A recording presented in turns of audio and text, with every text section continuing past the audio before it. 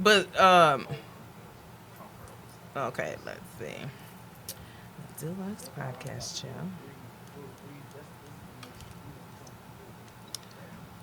DEUXLUXE. As in two lux. That's right. Two is better than. It is. All right. Okay. Just tune in. This place are like goddamn Wrigley's commercial and shit. It says it's live now. Hood boogers chew Wrigley. Do they still make it? What, hook boogers or Oh, they definitely make those. Wrigley's. spearmint hood boogers? Yes, they do. They make those. Hood boogers. I'm gonna use it. Now I've got two things in the queue that I gotta use. Right. Steve, I'm still waiting on using if I had a gold tooth, it would It would gleam. gleam. But then you gotta ching. You gotta give it to the you camera. like, But everybody knows exactly what everybody knew exactly what you meant. You gotta give it to the oh my camera. God. You know that make me think about everybody waiting on a leprechaun. You remember when them people was like, they kept seeing like an annual sighting of a leprechaun in like this small damn southern town and shit, and they really thought it was a leprechaun in the tree? No, ma'am. Y'all gotta look that shit up. And that's like a classic. Everybody wants The to see classic one is leprechaun. to hide the kids, hide your wife. We got your scent. That was. Because that was a meme. He had money off of, Yo, he off did. the royalties of the song. He did. Yo. He did. He was an overnight celebrity. Huh? Him and what was that? The Asian guy that was on American William Idol. Hung. William Hung. I don't know. He He do? got a good corporate job. Doing what? I don't know. He worked for somebody like goddamn Glasgow Smith Kline or some shit. Being a, you know what I'm saying? Some bullshit. Being a goddamn plastics industrial engineer. It's big brain. You know he You can know. never get away from it though. I mean, Ever. hell no. He don't give a damn. He got paid. I'm mad at him. Would you want to be famous like everybody's laughing at you? Because you know, you could tell on his face he thought it was real. You know what? You right. He did. He was so That's why I hurt. felt bad. That's like laughing at the slow You felt kid. bad. You Yeah. know what I'm saying? I was. That's like, yeah, Jimmy, eat this bug. And Jimmy like, oh, like this. And you like, ugh, nasty. But he ate it though. He damn sure did. To the tune of $5 million. He damn sure did. Okay, folks, we are Yes. live on 2 channels, Oh, okay. not to be mistaken with 2 chains. Oh, okay. 2 chains. You know something, really, Tanita, you should be sitting with Timon. Oh, okay. Well, I can move. That's cool. Okay. All right. Can we do that? You play musical chair? A little ease. Sorry, the chair's gonna be warm. I just wanna. Sorry, sir. You gonna take your headphones off? My bad, dog. That might help. She got a test. You know. Y'all not drinking champagne? No, we not even. Oh, well, you know. Thank you. See. Yeah. No. Okay. All right. Cool. Notifications coming in. Late on telling y'all about this, okay. Okay. All right. Thank you. Timon, you good? What- Yes, sir. Yeah, how does that look? Yes. Man, I'm missing the fan. Can I get that fan? I want you to. Turn it or angle it. Steve, I don't like how you grunting when you push my chair. He like, oh. I ain't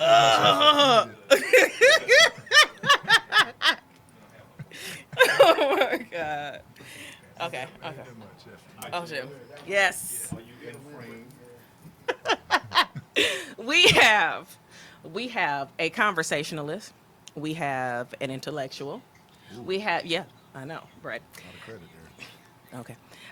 We have a person who has a burgeoning podcast himself. He is also a businessman. He is also a world-class athlete. But most of all, he's just him. Brother Timon Farley will be joining us today. He is here. Say Thank you, what's up guys. to the people. Everybody. Word. And on today's show, we're just going to talk about some things, a few different things, kind of run a survey of just cultural things, political things maybe, just all around just mundane shit that you may have had on your mind. We're going to give you kind of a different little spin on that. gonna let Little it flow. smattering. Smorgasbord. Yeah, I like that. So I would say first, let's just introduce us to who who all of this is, because my phone has been blowing up. We Uh-oh. post one picture of Oh, you, and Lord. everybody got to know Come on who now. Well, who is this this tenderoni. So like if you look in the camera and let people know, Well, tell this is them me. a little bit about who you are. My name's Timon Farley, the oldest of 7 children. I'm a African American. the seventh son. Yeah. The word. So I have a Caucasian father, an African American mother, and grew up here in Charlotte for the most part. Born in Virginia Beach. We moved here when I think I was about to turn 4. So went to high school in the area, moved away for college, went to Charleston Southern for my first 2 years. Ended up transferring back to Queens University of Charlotte and graduated there. Okay. Had a brief little stint working at Fox Charlotte. Played Okay. pro basketball in Well, Europe. let me just dial it on back for a minute, because you gave us a couple things. But what I'm interested to know is, and not just to kind of jump to the meat, but you said that your father was white and your mother was black, right? Yeah. And I know typically we see that kind of in reverse when it comes to interracial couples, not to be stereotypical, Sure, but sure. just predominantly that's what I've seen. And, Yeah, you yeah. know, both of my uncles were married to, white women, Okay. so I think my brother and I are the only like African American grandchildren. But what was that like, just having a white father and a black mother? Well, I was homeschooled till 6th grade, right? So a lot of that initial kind of figuring yourself out that you do, I think you learn a lot of stuff by, your own experience, but also proximity to other people your age, right? So you're going to school, maybe you've gone through the normal preschool, then you first, second, whatever grade. So my social circle was very much my siblings and church and maybe the other homeschool group. So it was kind of a lot of shock value going to school when you start seeing that, I went to a predominantly white private school for most of my high school kind of career. So one of those things was not like the other when you're in that kind of situation. And I think I went through a period of when you start recognizing that, my hair, which now ain't here no more, but wasn't like everybody else's. And then, girls are something that you kind of like wanted them to think you was cute, but you didn't, you don't look like who they think was cute. So you very quickly begin to understand that there's some differences because of my parents. I don't think that I picked up on the, in the South predominantly with mixed couples or interracial couples, it's generally you see a black guy with a white woman much more often than you see the other way around. So. Well, did you find like kind of a duel between like, which race, so to speak, would be like the predominant race? I mean, I hate to say that, but like as being a Let's talk biracial, about it. but Yeah, just being let's talk about it. because Yeah. I know I want to Yeah. ask some Come questions. on, let's ask some questions Okay, then. then. That's All what we're right, here cool. for. Appreciate you. So just like, I would think that one side would have more clout than the other side. So do you feel like you had more of an African American influence with the nurturer being your mother, or, just with the disciplinarian, the archetype type person with your father? Do you think that the Caucasian side? I didn't really ever feel that, especially looking back, that it was one way or the other. I think my parents, a little background for them, like my father's dad disowned him for marrying a black woman. Oh, wow. So he was cut out of the will when his father passed a couple years back. He hadn't talked to his father in, 30-something years. Wow. So this was not like, I didn't get the feeling of that way. You know what I mean? Like it was a choice that my dad made because he loved my mom. And candidly, he didn't have the relationship like I have with him, right? So if my father was to disown me for something that I had did, especially the choice of who I made, of who I was going to love or be with, that would be a devastating thing for me. But for him, I think that he, or I know unequivocally actually, that he was going to marry who he felt God had for him, Right. because his father wasn't any kind of beacon of light in terms of insight and wisdom, right? So, and then my mom, her family met my dad after they were already married, right? So I don't think it was an animosity thing, whatever, but they weren't at the wedding or whatnot. And having talked to my uncles, who I had, different levels of relationship with as I grew up, that, if that's who my mom wanted to be with, then okay, but let them mess up and it was going to be some problems, right? So when it came to like which side of things kind of dominated the upbringing thing, I think it was probably more a religious Christian viewpoint that didn't really take race that much into consideration. I think my music choices probably got influenced a little bit more by my dad. I was playing guitar and learning some AC/DC songs this weekend. So, so it comes out, you gotta, the white side gets out and runs around quite a bit. Yeah. But then, the influence of my mom, I think, has been big for us in terms of personality. If you meet any of my siblings, there's no wallflowers in the bunch. My mom has a capacity to love people that you mentioned, like the nurturing dynamic, huge with my mom, right? So as we got older, I think that the racial questions start getting asked, right? And there was their influences there, but it wasn't one pulling the other way more. Make sure you speak into the. Okay, excuse me. So was there ever a time, like, do you remember, I know that you had some wallflower syndrome, just being a. I'm not I wasn't even gonna bring that up, man. I wasn't even gonna bring that up, y'all. But he had a box. That thing was serious. Ugh. Serious with a U. Do I have that in my picture deck? Ooh, No? please tell me. I don't think he would appreciate I that. don't We have They probably can do it. I mean, I don't know Oh, how you would okay. get it on camera. We have it in the phone. You know what? But it was rough. It would. You know what? It was ninth grade. So you know what I'm saying. We won't hold you to the choices that you made Thank 20 you, guys. years ago. You know. Appreciate it. Absolutely. But I know that you were saying that. You had the religious side that came out a bit more than anything. That was kind of maybe resounding a little bit more loudly that even just race. That was part of your identity. Was a religion. Definitely. Growing up in a standpoint? Christian household, I think my parents didn't grow up that way. It wasn't the family business for them. Both came to become Christians later in life, I'd say. My dad is a freshman in college. My mom probably somewhere around the same kind of point for her. So, but that's the unity for me of them and how they work, right? That given some of the, you have racial challenges. You grow up in the South, you're a white guy walking in with a bunch of brown babies.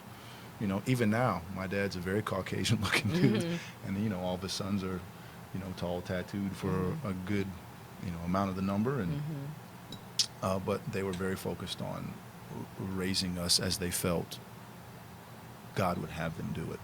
So That's good. definitely a big part of the dynamic there. That probably shaped your worldview, too. Yeah, it does, and I think that ties into a lot of things that as we get into more of the issues here that we're going to talk about.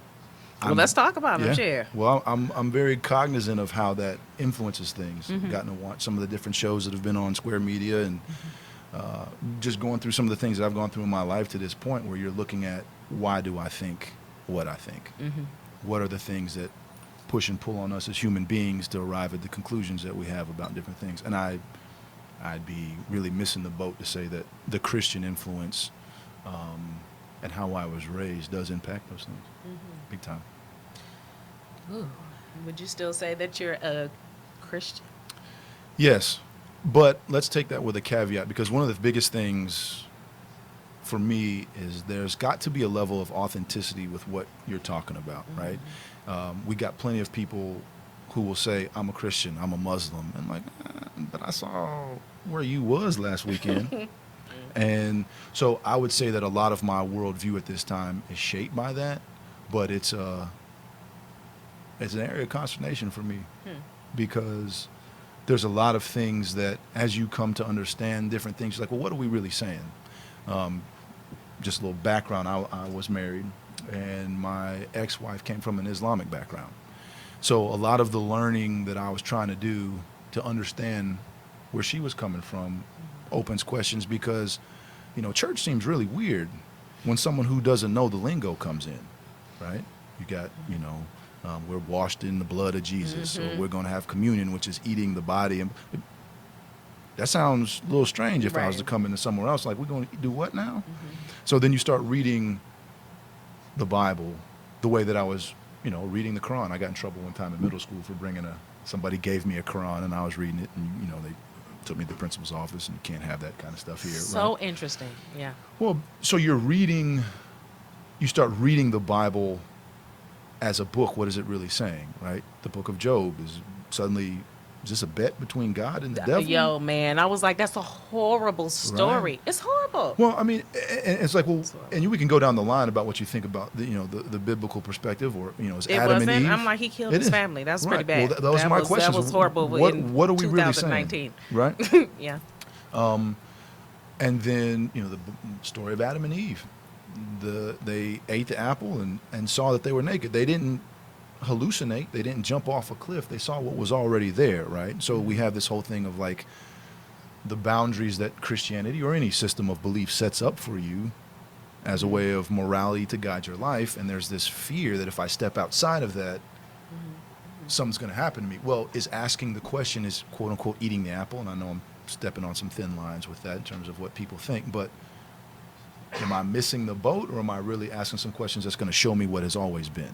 So when you ask me, am I a Christian? I would believe along those lines. I say yes, but it is something that I've had a lot of conversations with my father about, to say, because I've told him many times he's the biggest reason for me to either believe this stuff or to completely chuck it, right? Because you're a white man in the South, you disowned from your father, you marry a black woman, you have 7 kids, you got, he's had been tight financially my entire upbringing, and yet here's a man who loves his wife, who is the greatest influence in his kid's life. And I'm talking about loves his wife like boys like girls.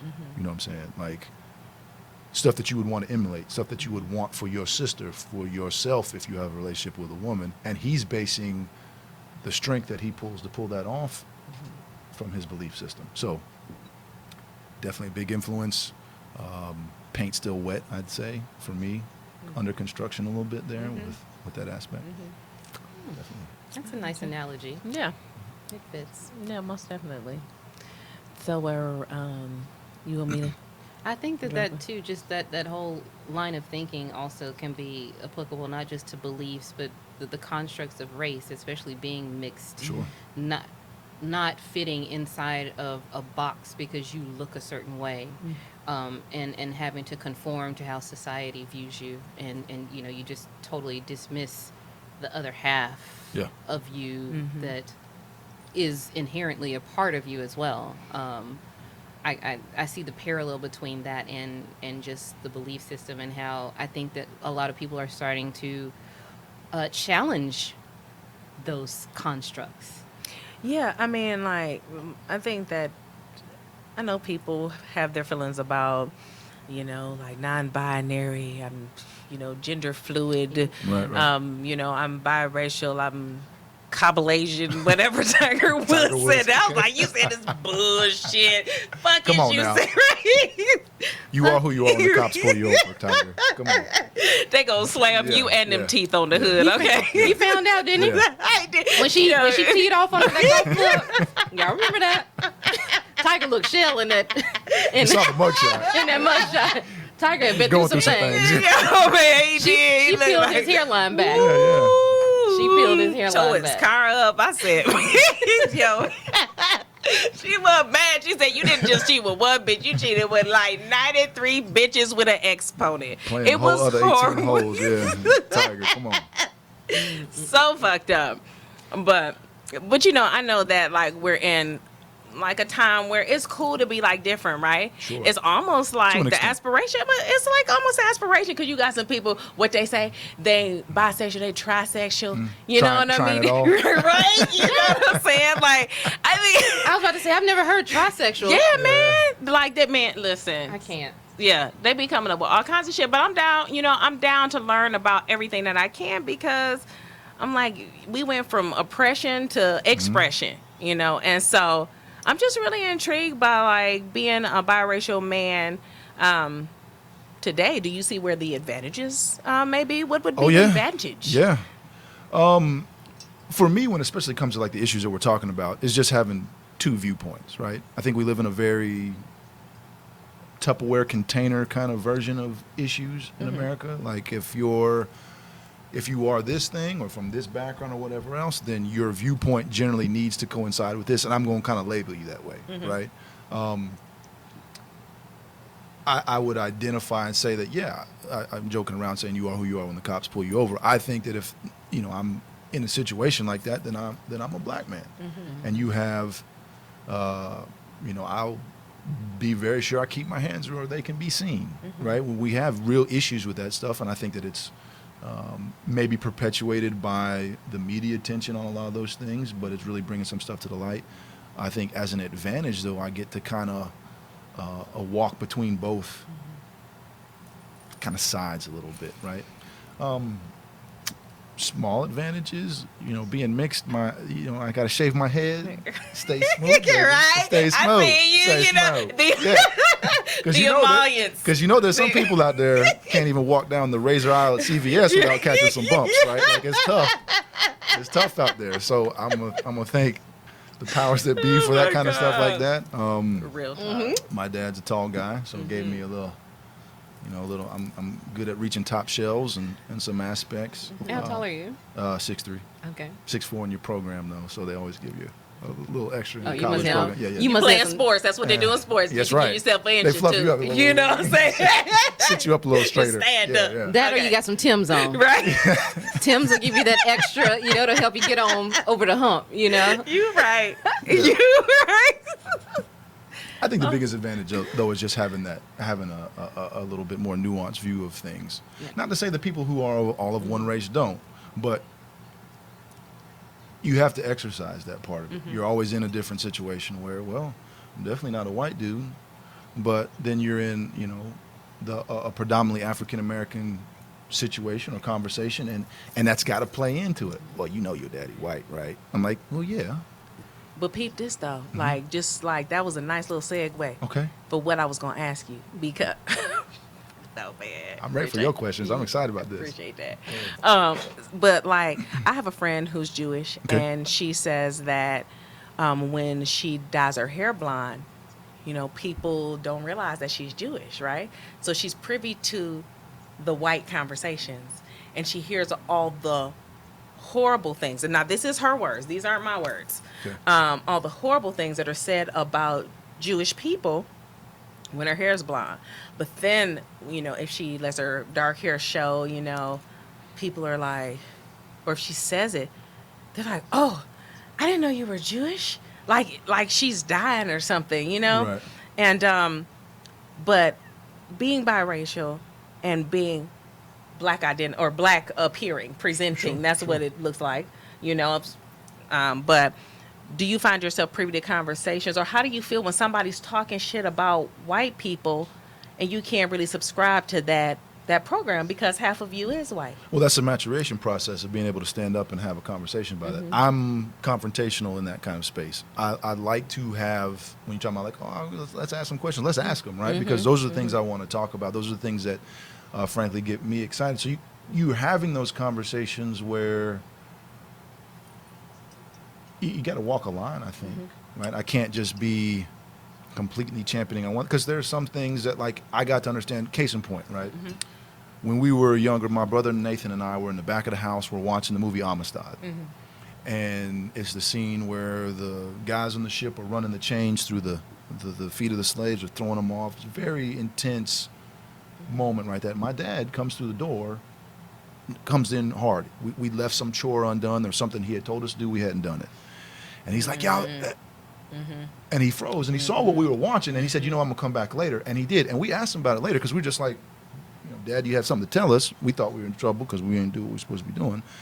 But he said, you should have seen the look on you guys' faces, right? So there's that dynamic of, from my parenting, of there was an understanding that you're going to see white people as a certain way. You're going to see the movie Mudbound on Netflix. You're going to see Glory. You're going to see these things, and there's going to be a part of you that's going to get pulled in a direction that says, I don't know if I like, or I'm very, very, very sure that I don't identify with that or whatever else. So, and there's a tendency that it depends on, you said people talking shit about white people, what are they talking about?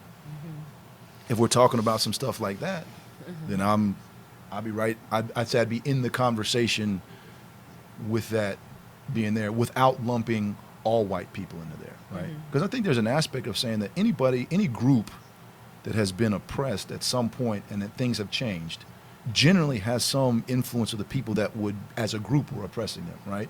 So the abolition of slavery, yes, it was in reality Abraham Lincoln trying to cripple the production ability of the South in a time of war, right? When you take your workforce, I don't think it was about because Abraham Lincoln just loved Cared all the about little black brown people. people. No.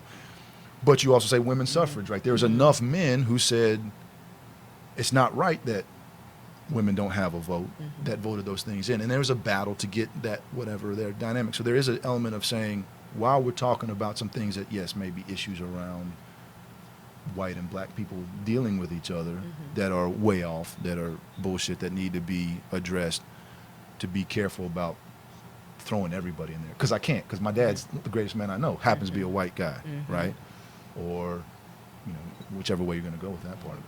It's just a shame that, you know, we as a people don't get that same courtesy extended, you know, just in its entirety. I think, you know, anytime the news comes on and it's, you know, and it's an African American male has committed a crime, Sure. we have that collective sigh like, ugh, now they're gonna think all of us do it. Yeah. You know, and there is no separation of us. We're all collectively responsible when stuff happens. Yo, that is the truth. Yeah. We feel like we have to take ownership of this person who went rogue. We sorry he got out after midnight, Right.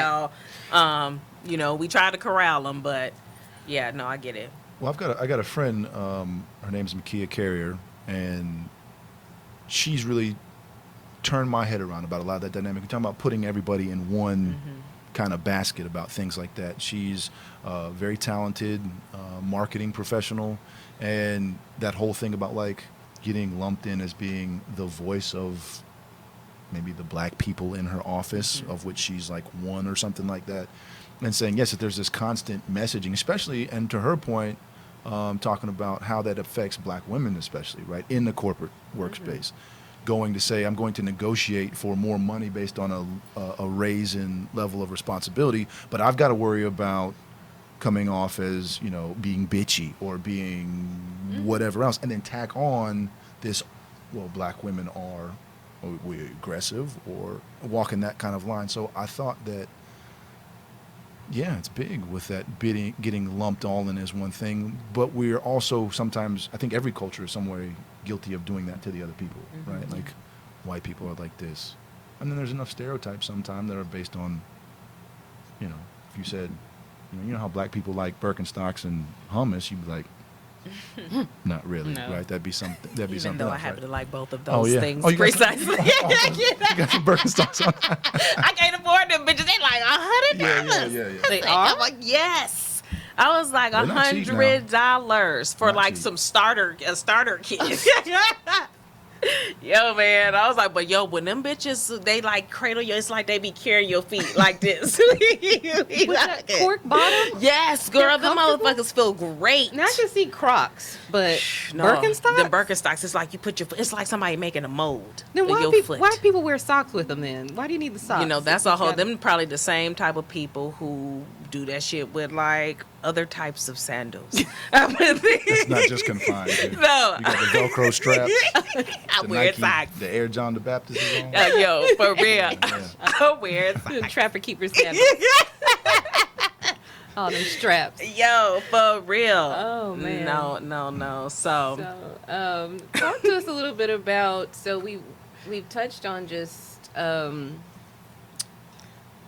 race from your perspective, how you identify yourself. Have you had an opportunity to go outside of the United States and just Yeah. globally be exposed to different cultures, and how did that mold you as well? Ooh, that was huge. I played basketball in Italy for a couple of years. So as far as like globally, I didn't travel a whole bunch outside of that. I've been to a couple other countries. My ex-wife Aisha's from Belgium, so and then her mother is Comorian, which kind of getting to understand culture in a different way. Being in Europe helped me understand a lot of that. Case in point, we talked about religion. In Italy, being Italian and being Catholic were almost synonymous terms, right? So, but you might go to Mass at Christmas and Easter, right? That was a big kind of like, well, you say you're Catholic, and I'm expecting you to have some kind of like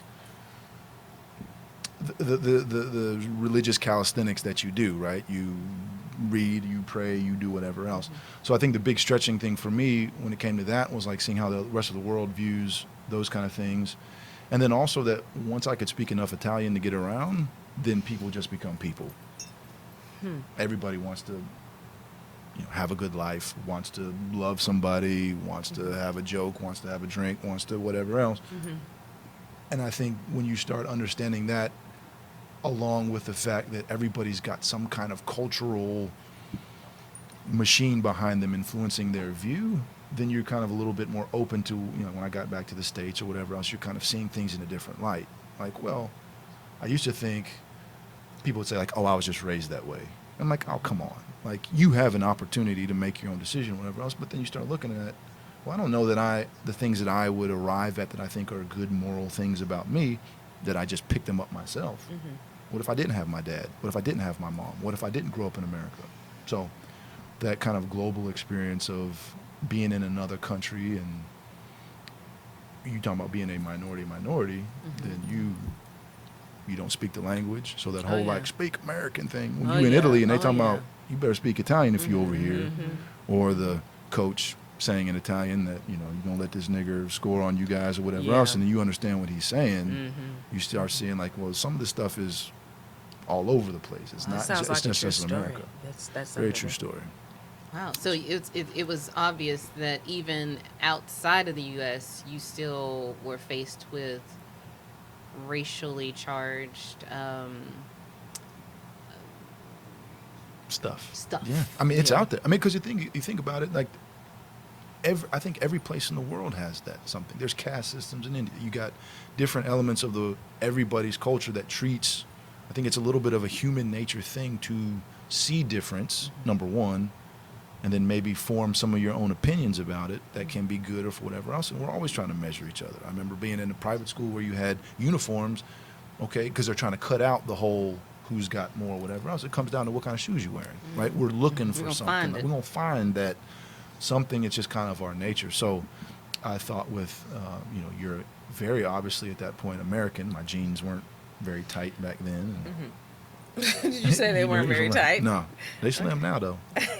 But fashion has changed a lot since I was playing over there. So Yeah, but real talk though, you do have a very interesting view of even just your Americanism, so to speak, when you're in another country. Yeah. And you realize sometimes, well, I won't say, I'm just speaking from my perspective, right?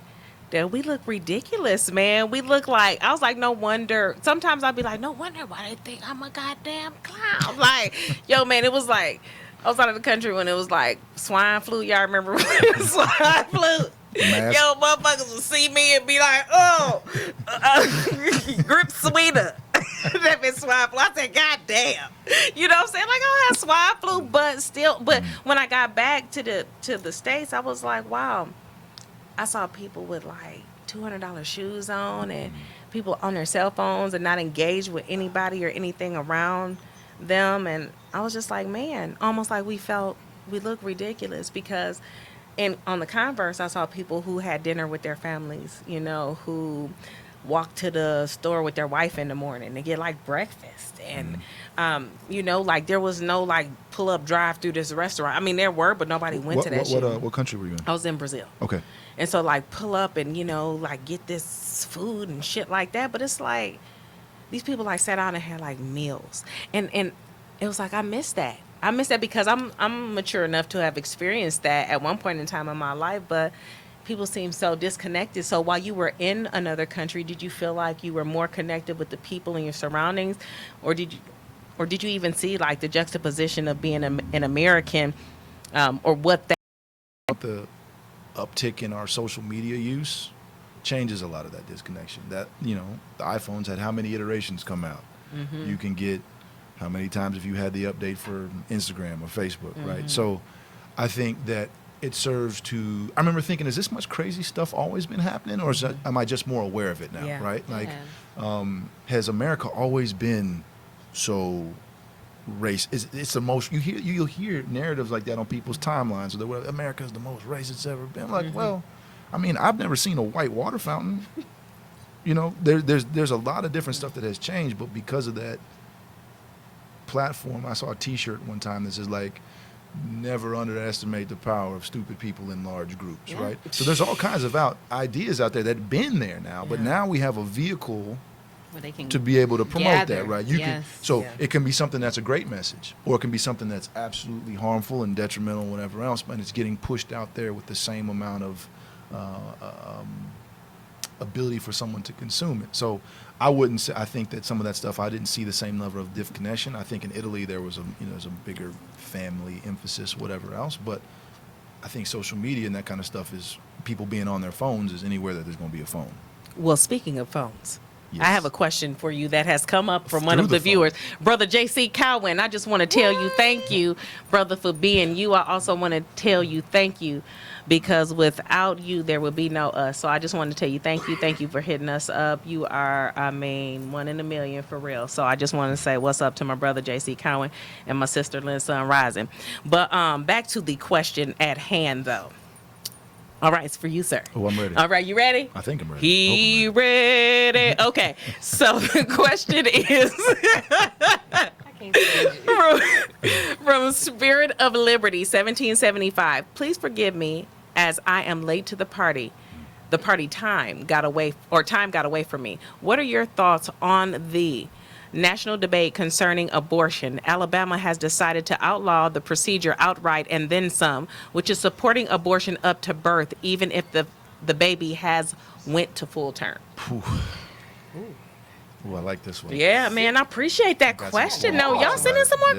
questions. A heavy hitter. Because we had some, but they ain't nearly as good. Go Came ahead, to the though, big punch. brother. I think that America's conversation around abortion, with some like the laws that are coming out, it really, people that come out with one way, you're gonna get taught. You're gonna get told it's either because you're a Christian or you have some kind of a religious view about it, or there's some element of being closed-minded, or that I'm not for women's rights. Right? I would say I'm against abortion. I had my college ethics thesis paper was I argued that abortion was killing, but it wasn't murder. It is taking of a life, it is the ending of a life, and there's different situations in which that is a quote unquote justifiable situation. I think that our conversation around it a lot of times centers on the fact that there's a concern that those kind of laws are taking away a woman's jurisdiction over her own body. My point on it is that that's not really if we want to say that a woman has a right to not have the baby for whatever reason, let's take out the instances of rape and incest. I'm in no way saying that you could look at a woman who'd been through that, who'd been through an assault, and say that you have to carry that child to term. I still think it's a life. I don't think that the child has he doesn't have any say in that.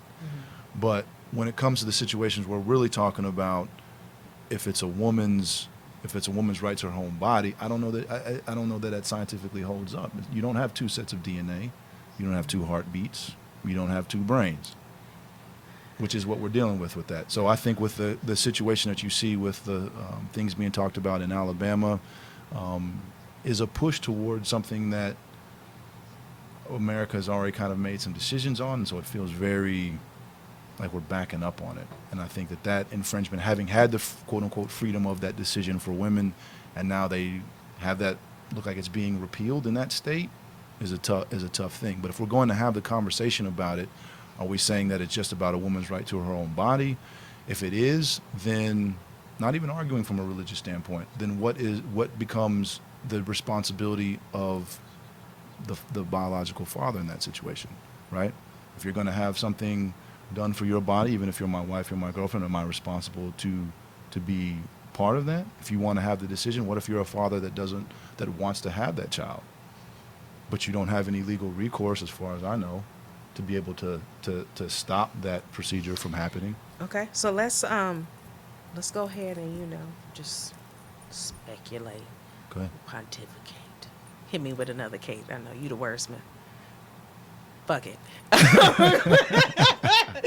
Fuck it. But so I mean, even with that being said, so are you arguing more from the moral standpoint or from the legal standpoint? So you know that it is justified killing. So you say. And by killing, I mean taking a life. I think be sure that we're not conflating killing with murder, right? Because Okay. I do think that that's the protesting dynamic outside of a Planned Parenthood thing is that, you know, because you don't know who's going into that situation. If the amount of sexual assaults that go unreported really impacts those statistics, how do you know how many of those things aren't some situation related to that? Does that make And sense? Absolutely. So are you saying that abortion should not exist? I guess I'm going to ask you the finite question.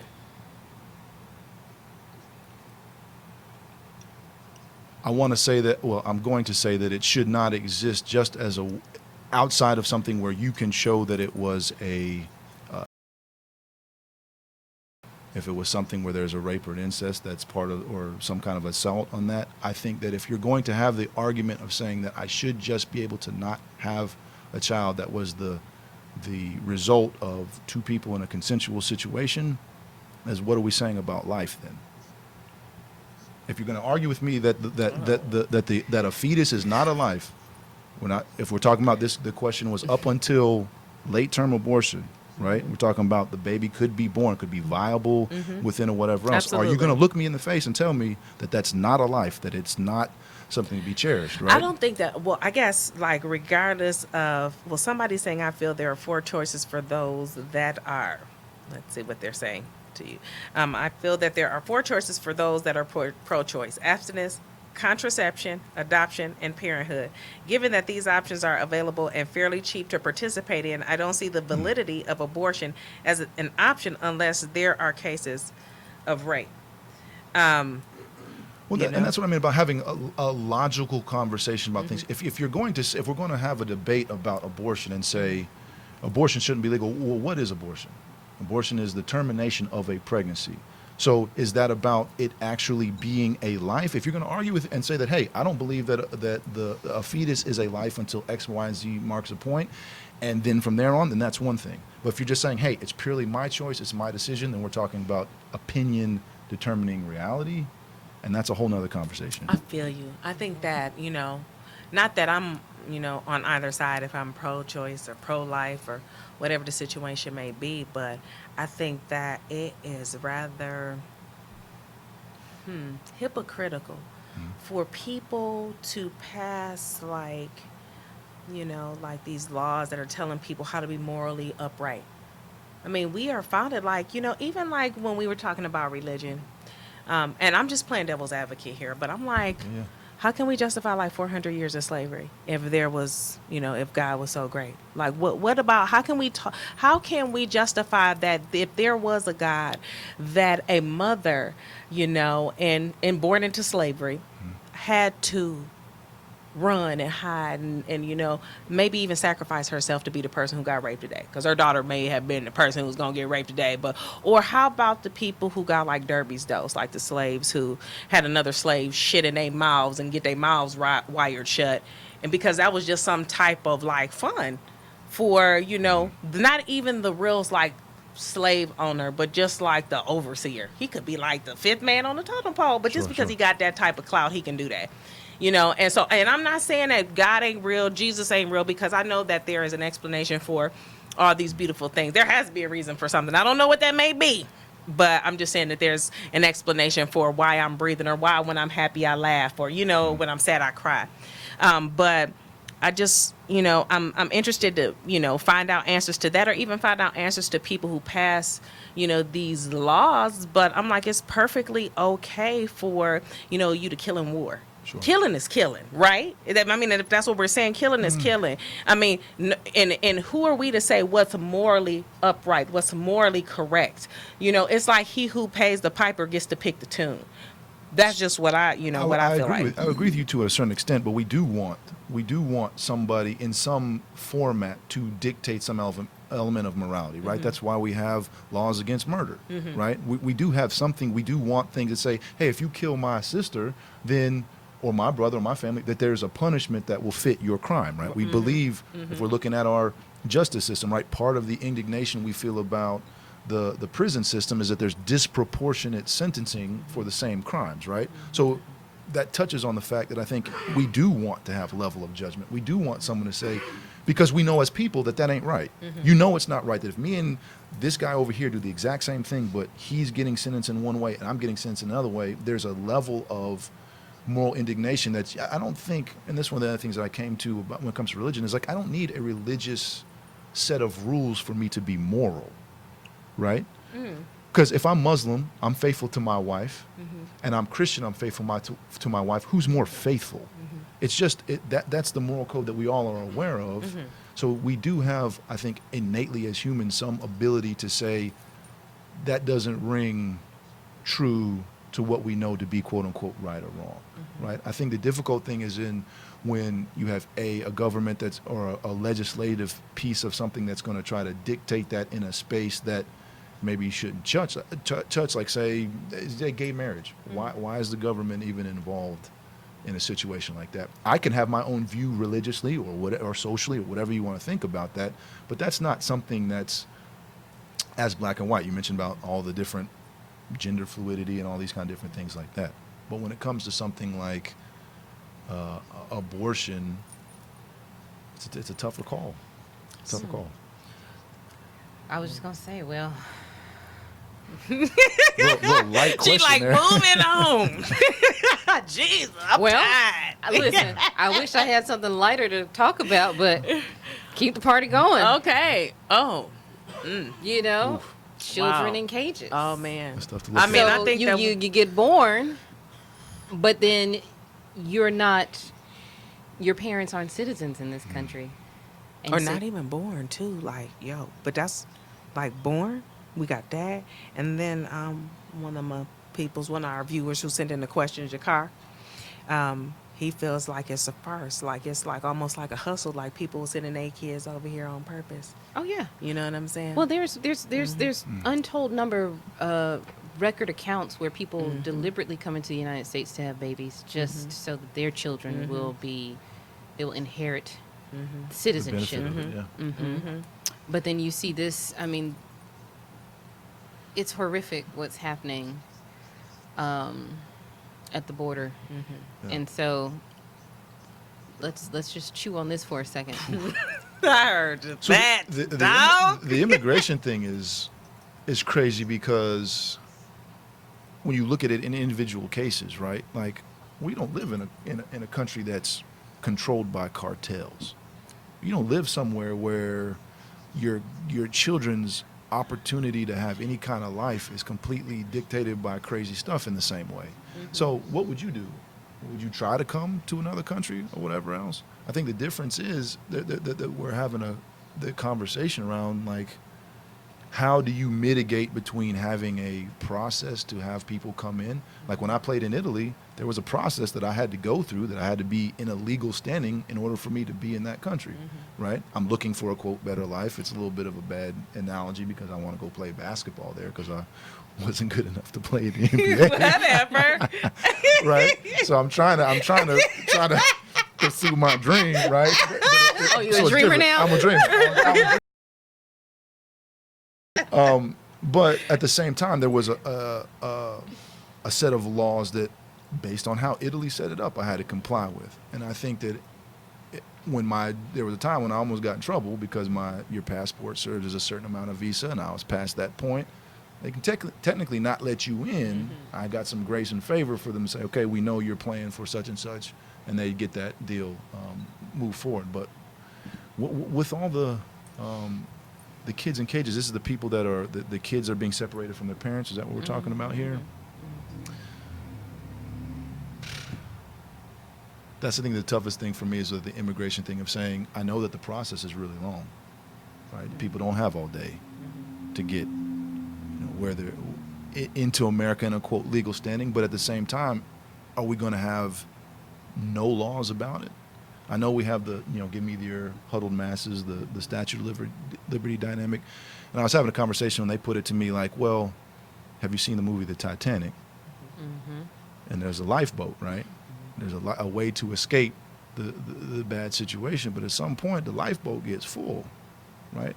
If we're talking about the stuff that's becomes more and more issues as more and more people are there, like could all the world who needs help come to America and it still be America? would it still stay the bastion of freedom? Would it still stay a land of opportunity if we have all this stuff just being completely unchecked? So if you can't have that, you got to have some regulation. You got to have some law. And with the influx of it right now, I think what we're seeing is a lot of people getting caught in the cracks in a terrible way, especially their kids. I mean, you see the ICE raids and the little girl that was on there crying because her dad doesn't show up to pick her up from school. What do you tell that little girl, right? Well, and then even just, I was not shocked, but I think that a piece of me was just like, okay, where's it going to stop Sure. when you empower someone like an ICE officer to just use their where are you from, or let me see your documentation, just because they feel like they look or identify with what a true American is, and they've been empowered to just run up on anyone who doesn't look like them and harangue them. Is that what the dynamic is? It's just an on-site thing? I've heard instances of that. I mean, you know. I'm saying as a policy. I though. mean, come on. Like, you go to McDonald's, maybe, or some other guilty pleasure. Okay. You know, you got some guilty pleasure, and man, you might have this specific location you go to all the time because you know they gonna hook your shit up. You know what I'm saying? They gonna hook your shit up. But you know, when you go to this other shit, it's the same establishment, or the same umbrella, same whatever it is. It might just be a franchise, but it's still like a certain base of things that they have to get right to still get this money. And they always fuck your shit up over there. So it's like, I think that's what, you know, my co-host is saying, just as far as like, you know, there's always going to be a one-off for everything. You know, there's surgeons who leave medical instruments in patients. You know what I mean? You praying that ain't your motherfucking surgeon, but... Not me, yeah, please. Please clean up all your tools. Yeah. That should be happening, though. So, you know, what about the exception to the rule? What do you think that even exists? Exceptions to rule in what way? That there's people that... I mean, like you got ICE agents who maybe take their absolute power corrupts. Absolutely. You know, I'll quote you from the other day, Sure. right? So let's just say that that's the situation. You know, somebody who got pants in high school, you know, but maybe have, you know, had the wherewithal or the fortitude to pass these To make it to tests. the agency. Right. Yeah. But they got some resentment. They picked enough multiple choice questions right. Right, to get in there. right. Well, I mean, and how does that differ from law enforcement? You know, Absolutely. Cops, you know, Absolutely. My little sister is a police officer, and you know, and she's a black woman, out policing the streets, just the same as anybody else. But you know, there are situations where she gets lumped into, just not violence, but just, you know, people. Putting her in the same category as... Damn. Damn. Ooh. I was like, God damn. I'm sorry. You ain't even hardly touched none. You know what I'm saying? You know. You more than welcome. I don't even need it. You man. more than... you more than welcome. Nat backstroking in my coffee cup. Oh, my A God. little extra protein there. Thank you, Steve. Thank you. But, you know, it's the same thing. Then your sister probably I'm sure that there's the same comparison would apply to ICE agents, right? Yeah. That there's people who are saying, I'm part of the immigration control or something like that. What does ICE stand for? If there's someone who's out there who's doing that job, your sister's, I'm sure, serving her community the best of her ability. She's a good cop. She's part of what I would like to say, or hopefully imagine to be, the bigger demographic of that profession, right? That she's charged with enforcing stuff that there's also people who are abusing that power in the same enforcement of, right? Like we talk about, we want to be a nation of laws. You do want to have regulations and policies that give you those things, right? So Code of Hammurabi, or, you know, just going back long exactly, time ago. exactly. Hammurabi. We want some Hammurabi. rules. Yeah, We when want it was some like, rules. you know, like, or, you know, Gilgamesh back in the day, where they like, motherfucker, you got to do something because we just can't have you out here cutting people necks and shit for no reason. And Right. so we going to at least build some system of order to keep, you know, everybody moral to some degree. And so you know? so that has to be in place for it to be enforced. Right. And then there's people who are going to abuse their power. That doesn't make what they're doing right. It's not glossing over it. It's not saying, well, you get a pass because of whatever else. You need to be held accountable. If you are just arbitrarily enforcing the law as you see fit, there's got to be a problem with that, right? But to say that is every ICE agent out there abusing their power is every police officer out there abusing their power. Shit, all it take is one. It do for an One individual. drop. So, so what would be the counterpart then? You wouldn't want to have no police. I'm No. fucking no. with you. You know what I'm saying? Don't quote me, girl. You know I'm sensitive. I know, now. right? You know I'm ready. ready. Sorry. Put a little mouthpiece in. I was prepared. Okay. So just kind of like circling back to, we started off with abortion, and your view is that it is killing but not murder. We've touched on children in cages, and these are the children that were lucky enough to be born just in the wrong country. So how do you feel about, when they end up in a scenario like this, where because of the Trying to make the oppression, crossing and- trying to make Yeah. the crossing, horrible. and they lose their lives, or they could be in our country, but because of the way that the laws are set up, or a fear of being gathered and put in cages like animals, then this happens. Is this justifiable in terms of? Well, without question, it's terrible. There's no, well, how do I feel about a kid and their parent drowning trying to make a crossing to what, equates to a better life, right? When we're asking, you're asking like, how would I solve that? Is that the question, or just how do I feel about it? I feel like, I don't know how well you sleep after watching, you see caged people, you see kids dying because they're trying to come to America. I think that they're like, whether their parents' intentions or whatever they may be, I don't know how much say the kid has in it. I don't think that kid was like, Dad, yeah, let's go ahead and try to swim across here, and we don't make it. Well, we've got some, just in line with, the More topic question? Okay. that my co-host pointed out. There was another question from the audience, and that was, please forgive me for just asking another question, but I'm trying to keep pace with the show.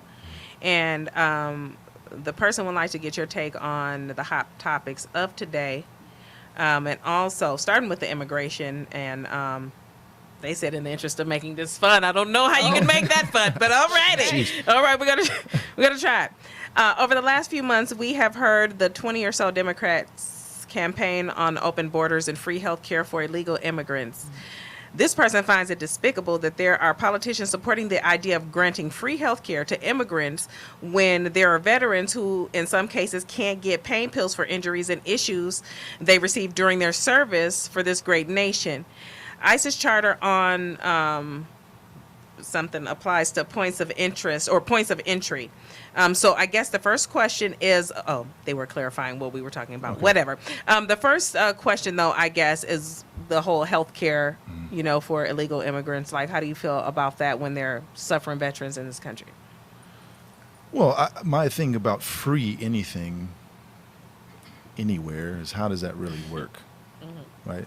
The politicians want to say free health care for veterans. Where does that come from? I do think there's an aspect of saying you would look at somebody who wasn't taking care of their own kids but wants to start up a, benefits softball tournament for the kids in the neighborhood. Like, maybe you should take care of who you got as your primary responsibility first. So I would say with that, and I would want to know, well, where does this free aspect come from, number one? And then there's a lot of great ideas, I think, out in the world, right? Like, we can make it for the abortion thing of how we have a great idea, how we make this just about rape and just about incest, and that way we can do this, or we just make it free for whatever term that you wanted to have it at. How do you actually bring those things into being? I think that you got a lot of problems with healthcare as it stands. I can't go to the hospital and say, I got a cut on my arm, how much is it going to cost me to get it fixed? You don't have a market for that, right? So how are you going to do that for people that don't have any documentation, who don't have any way of being part of the system like that, right? So I don't think I think it's a bad idea just because at minimum, it's a very unformed idea. Yeah, we'll just give free health care to people coming across the border undocumented and whatever else. How do you even do that? Yeah.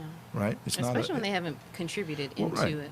And then you got people who have served. Hello. The founder of this network served in the armed forces, right? Little shout out to you, slow clap, Mr. Rutherford here, right? No. And if you're going to tell me that, I think there's some things that where you're making policy that it's going to sound harsh or brutal in the presenting of what has to be, right? I don't think that when a general sent, the generals who signed off on D-Day, knowing that good and well that most of those men coming out of those landing craft were going to get gunned down on the beach, wanted to do that. Well, how can you justify that? They're going to get killed, whatever else. There's aspects of saying, yes, it may mean that the child coming undocumented or whatever else isn't going to get the same health care as a veteran is going to get, or someone who is an American citizen who's contributing via taxes or whatever else is. But that needs to be established so that you can have a system that still provides a safe haven for people who are coming over and going through the process and whatever else. My ex-wife had to go through the process of becoming a United States citizen. Should she get skipped over as she's patiently waiting? She's gone through the lottery to get the green card. She's done all these things. She's, contributing, she's working, she's paying taxes, and now someone can just come over for maybe, let's assume them to have great reasons. They want to have a better life or whatever else.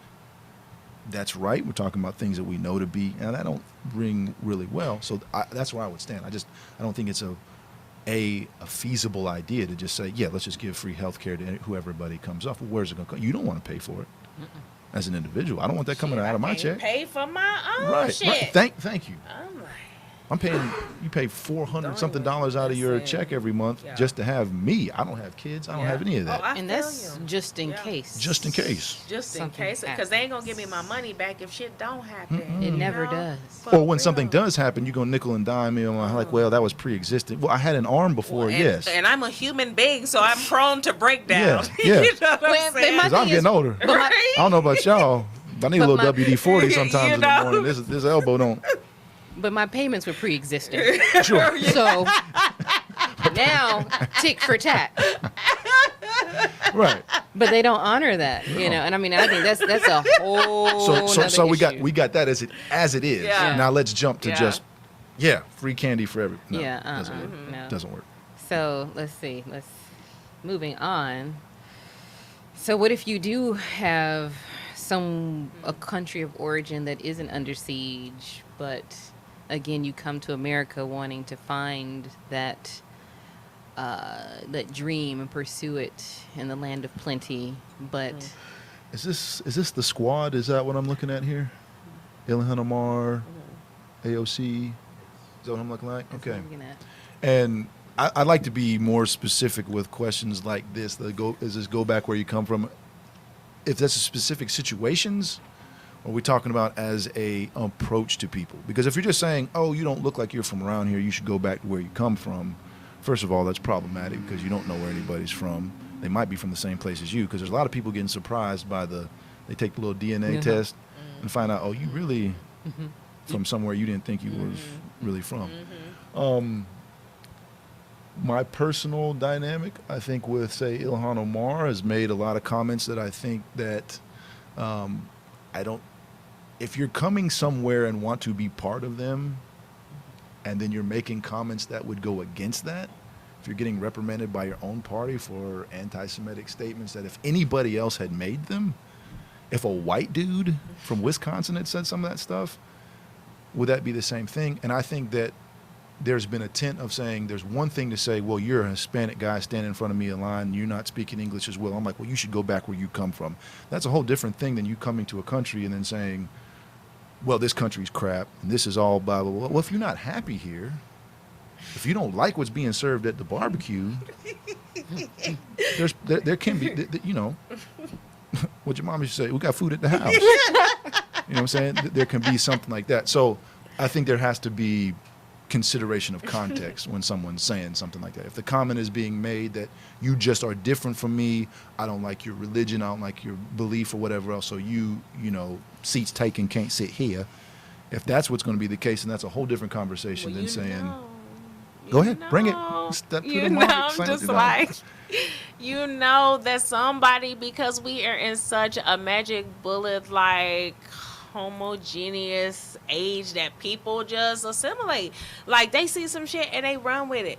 They see go back where you came from, and you got some people who were born just like they say somebody got to dig that ditch, somebody got to sweep that parking lot, somebody got to put that mayonnaise on your sandwich. You know what I'm saying? You're gonna have somebody like that who gonna take that shit literally. But and that's my point about nuance, though, right? Or understanding the context in which somebody is using a phrase like that, right? If we're saying that just because you're different or you hold a position that I don't agree with, and you do come from some other country or whatever else, then that's a big difference than saying you are now here. Let's say you're the person that came over, you getting that free health care, you getting the whatever else, and you want to say, oh, America's shit. I mean, America's I agree blah, with blah, you. blah, blah. Well, if you don't, there's a difference, right? There's I a difference agree to say, with you. like, well, if you don't like all the stuff that's going on that's problematic, America's got hella problems, right? True. But I don't see a lot of people flooding over to go to Venezuela. There's not people flooding to go whatever else, right? So there's something that's good enough. We got problems. We got our own stuff. But if you want to come and then have an issue where, and that's why I say, if anybody who, if you love your country, I love my siblings. I think my siblings love me. They know I got issues. I don't think they like everything about me. But it's still my stuff, right? America's still our country. And if you have a patriotic view that says, if you don't want to be here based on you coming and just being tearing down, attacking the things that are comprising that country, if you're not satisfied, if it's that bad, I feel you, and I'm That's not all I'm disagreeing. saying. I'm not Okay. even disagreeing with you. See All what I'm right. saying? We I know you don't. one time for the one time Pound we side is agreed frown. on something. Okay. We agreed on something. So, like, what I'm saying is, like, do you think that with technology there is a problem with like messaging because people take 100%. shit literally, and also there is the instance of like some semantics or some wordplay. It's like now what these people are saying, this what they're not saying, that is having a negative impact Of course. on people on each side. So how would you say that we reconcile that, being that the internet is instantaneous? Sure. If your picture ends up there, ain't no way you can get your own shit off of your No, own information. So can that be reconciled? Do you think that that's an issue? Well, I 100% think that there's an element of messaging there, right? Because people are going to hear. We live in the age of microaggressions, right? Which is me attributing what you might have sort of kind of meant, and I'm going to choose to take offense to that, right? And then you expound on that by having, their post. I mean, you look at anything on a YouTube comment section, you can do. It cracks me up. You'll go on I love guitar, right?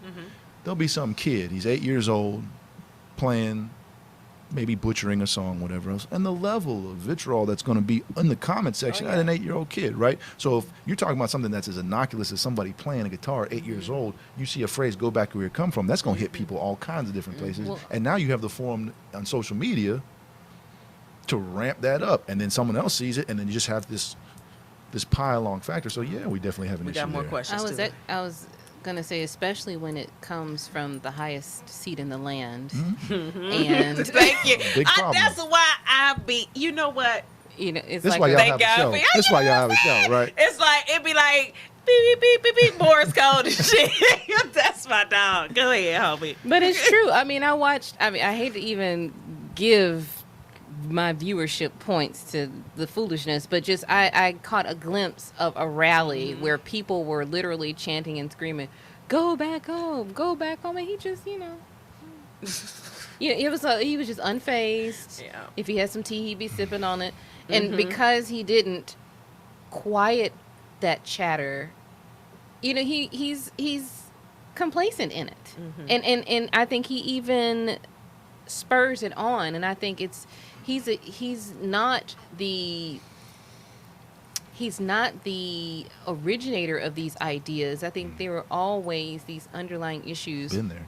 within America for centuries. But when the leader of the free world Is espousing, maybe even just passively espousing these ideals.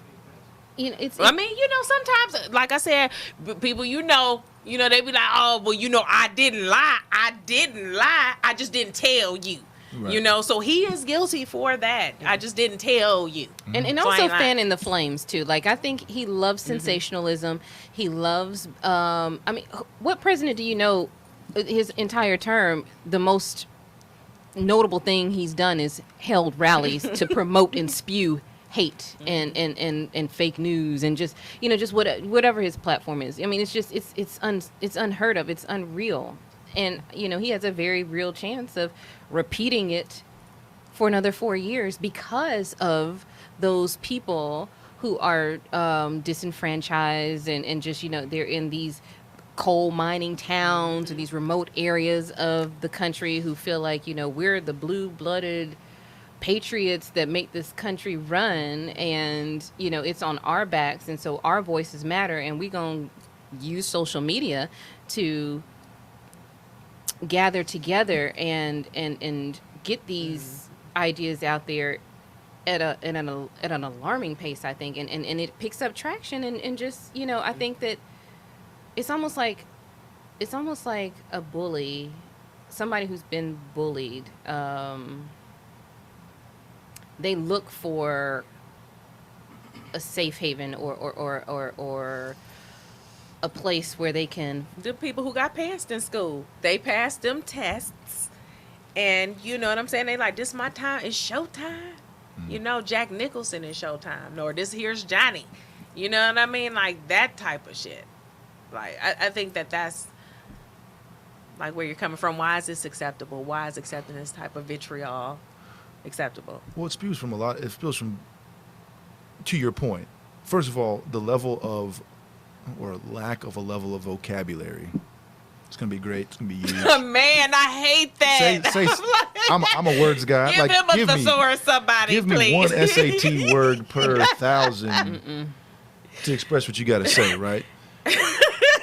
But we also live in, politics is as much about showtime and as much as about rallying a base, right, as anything else, right? It doesn't make it right, and I think it's a very thin line to walk. Like, well, what you trying to say? You support? I'm not saying that at all. What I'm saying is, I remember when, what was her name? The Alaskan Sarah Palin. Sarah Palin was running, right? She got knocked out the race, and they were talking about how many people do you think would go from voting for Sarah Palin to now voting for Hillary Clinton simply because she was a woman. Now, you're on completely different sides of the spectrum here, right? But is that a popularity contest? Can that really be about the issues that what you're talking about? So is it politically smart for anybody?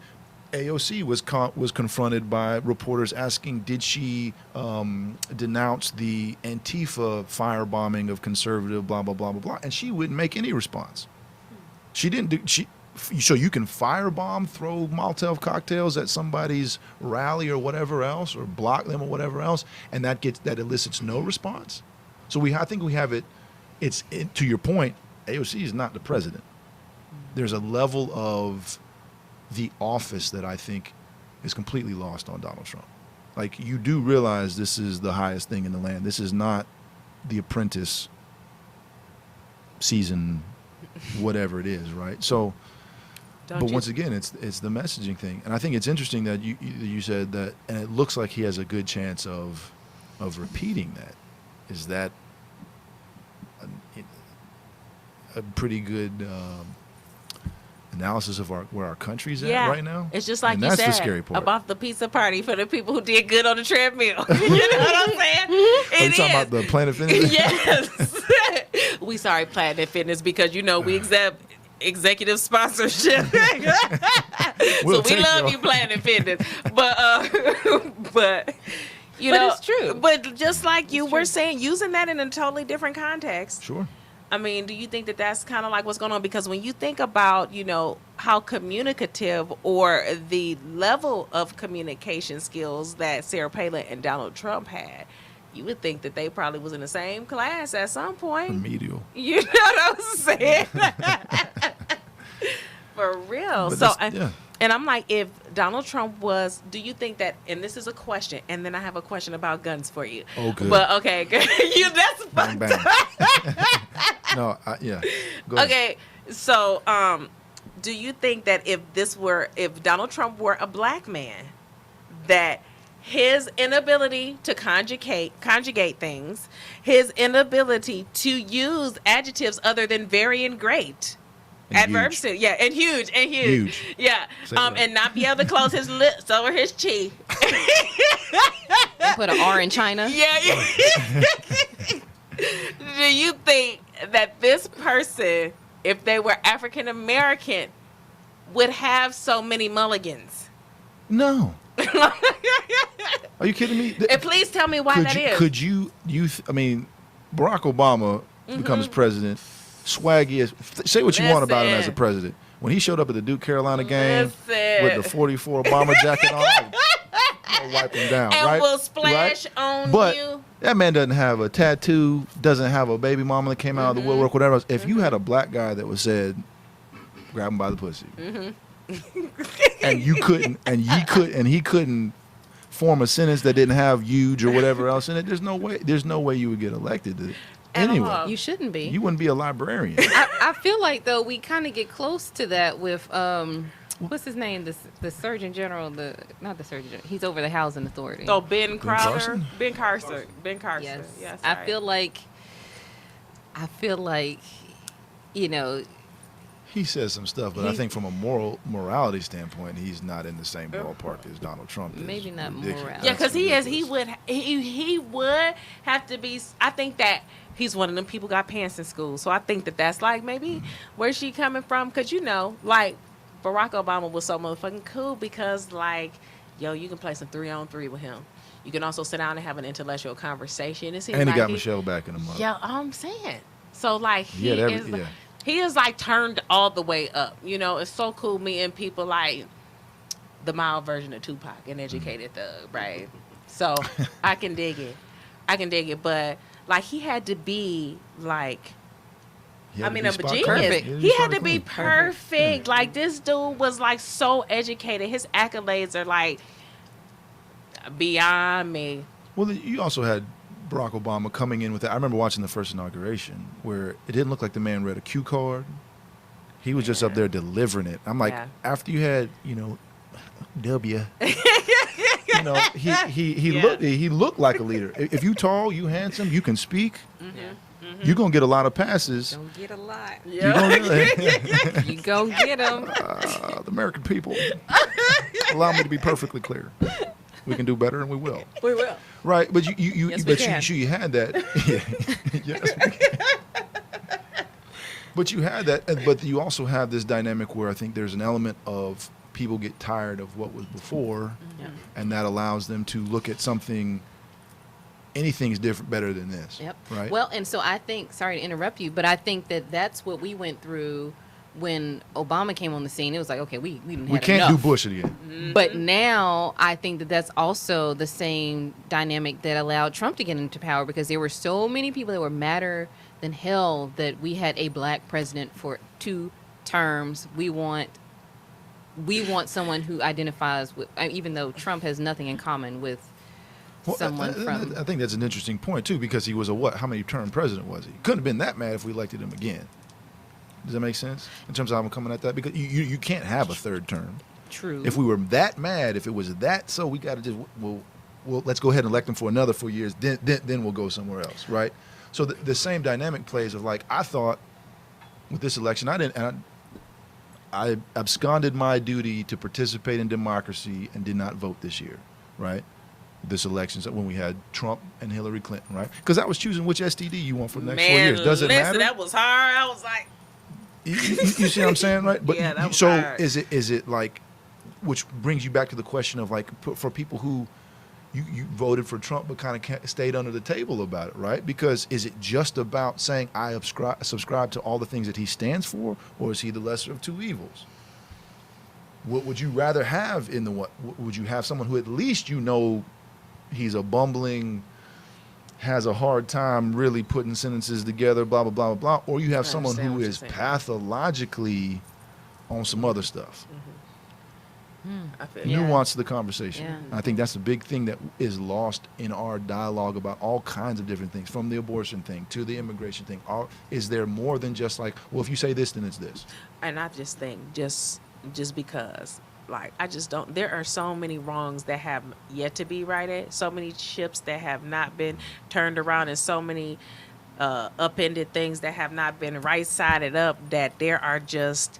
I just really feel like we are in no place to pass moral judgment or make laws about shit concerning, murder, shit concerning, people in other countries. Like, we all up in other people's business and shit. And it's like, we're just known to do that. Like, we just the end all be all, like, our shit is right.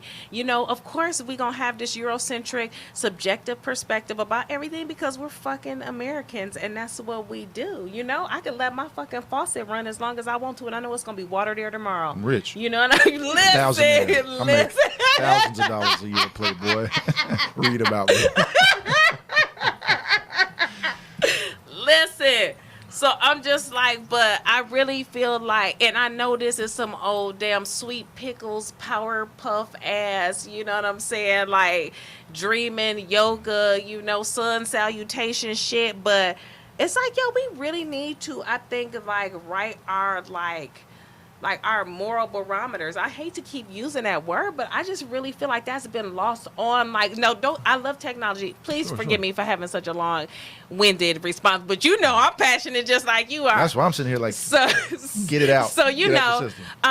but I feel like people have like lost themselves. I feel like people don't even have a concept of like what death really means or what living life really means when it's always captured on camera. So when you lose yourself, is it because you had too much freedom or that you had not enough?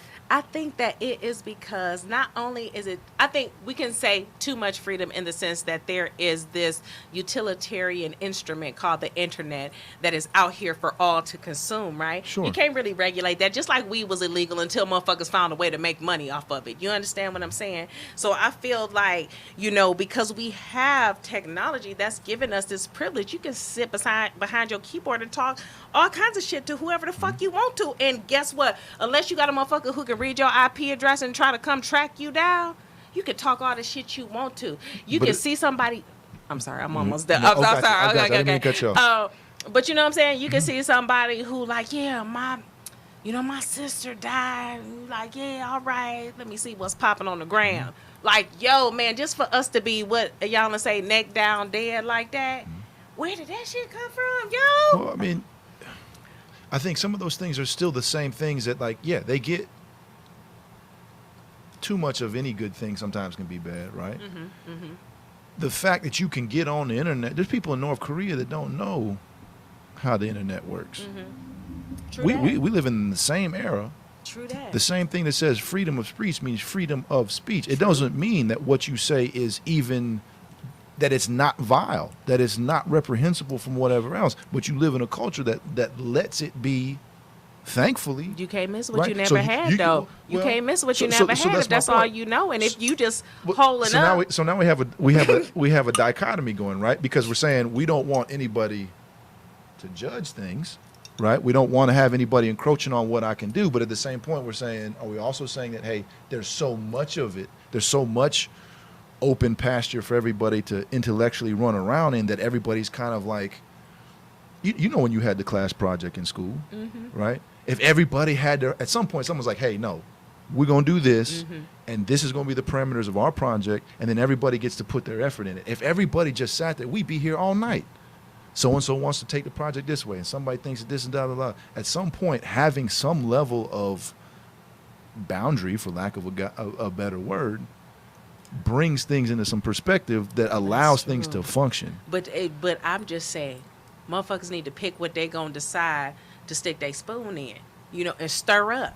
You have no right to tell me what I should be doing with my life when I'm the one who gonna pay the consequences behind whatever I'm doing in my life if I'm arguing that perspective. At the same time, it's like, if I feel like I want to let, you know what I'm saying? I don't know, my cousin Hector stay with me. He just one person, Now, if Hector bringing 75 million people over here, cool. That could be something else. Well, what if it's just one person everybody's bringing that individual Hector? And I feel you on that. I'm just saying that maybe we need, instead of re-electing a president, maybe instead of just doing the same old shit all the time, maybe we should do some different shit so we can expect some different results. Maybe we should do some different shit, like maybe analyze our, what we think, our personal convictions are and how that's maybe clouding the laws in which we abide by today.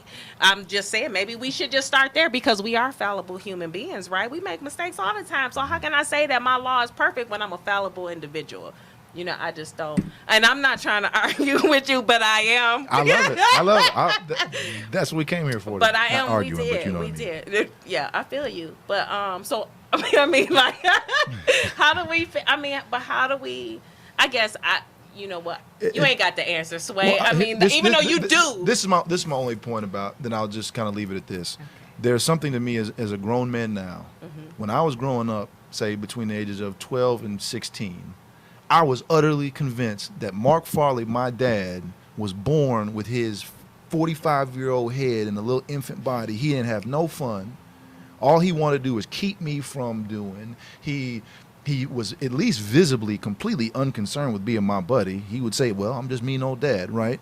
And I chafed at that, and I pitched a fit, and I didn't like the rules and whatever else. Now, that doesn't make my dad perfect, what I'm about to say. It doesn't make him infallible as a human, but the relationship that I have with that man now, with it being established that I am your father, and these are the rules, and these are the things. When I look around, I remember being in the house when I was married thinking, how do I know how to be a husband? How do I even know how to do that, right?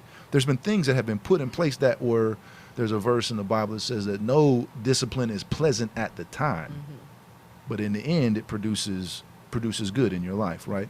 So if we're talking about how do we mitigate all these things in our culture that seem to be going racism, blah, blah, going off the rail, have we as a culture completely said by making everybody's ability to just choose what I think is whatever else, it's almost like too many people in the kitchen. It's going to be very difficult for you to have synchronicity in terms of how we approach things.